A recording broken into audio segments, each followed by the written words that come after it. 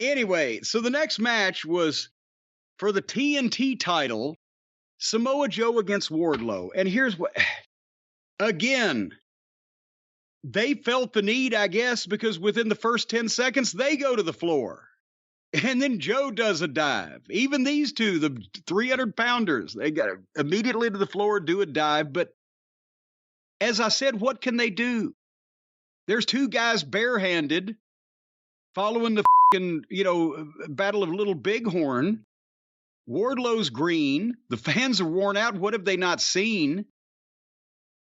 And they did some big moves. Wardlow hit a great flipping cannonball off the top rope and didn't even ever go for a cover. That popped the people because a guy that size doing that move, but there wasn't much they could do here. Wardlow hit a spine buster and an F5. They call it an F10. So a good way to remind people of the biggest star in the business that's not on your show. Senton, 2 count. Joe gets a sleeper. Wardlow gets the ropes. People don't care. Joe goes for the superplex. Wardlow hits a power bomb. Joe hits a clothesline, goes for a power bomb. Wardlow drops behind him and gets a sleeper and puts Joe to sleep. Not even a tap out, the 3-arm drops. He put Joe and the fans to sleep at the same time. I don't know what else to say about this. I love Samoa Joe, but he needs to be, as we mentioned, against maybe a smaller guy where he can be the big bully. The two big bulls, and one of the bulls is greener than a pepper tree. It just did. I don't know what else to say. I'm sorry I was disappointed. What'd you think?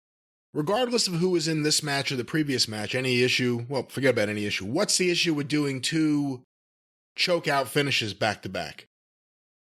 Well, besides the fact this one was kind of boring. And again, yes, I know in real fights you can always be choked out. Yes.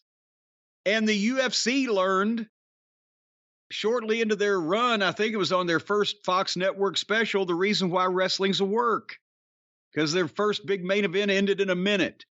The reason why wrestling's a work is because you can build things up to a crescendo and work towards something and get the big blow out of a spectacular finish. This was kind of, okay, I'm sorry, 1, 2, 3. Samoa Joe, for fuck's sake. Beaten by his own game. And Wardlow has never been presented as a sleeper expert or a UFC fucking aficionado. I don't know. And now he's wearing a glittering swimsuit, too. I don't understand it with the haircut. And I saw the scrum, and he spoke there for a bit. The way he speaks, he's like, imagine if Braun Breaker was the sweetest, nicest gentleman you have ever met in your life. Yeah, that's another problem. Because with the haircut, he kind of resembles him a little more than he used to. And when you watch him speak, he seems like a great guy. Yeah. He seems like a really great guy. But does he seem like a monster wrestling killer? That's the issue. He seems like Frankenstein with good table manners. So that's what that was. I mean, they bumbled Wardlow. Joe got off to a rocky start, but they gave him a push. But again, Samoa Joe and Darby Allin, boy, you feel for that fucking Darby Allin. These two, But it's better than what they did next. Let's get to that so we can get to the wrestling.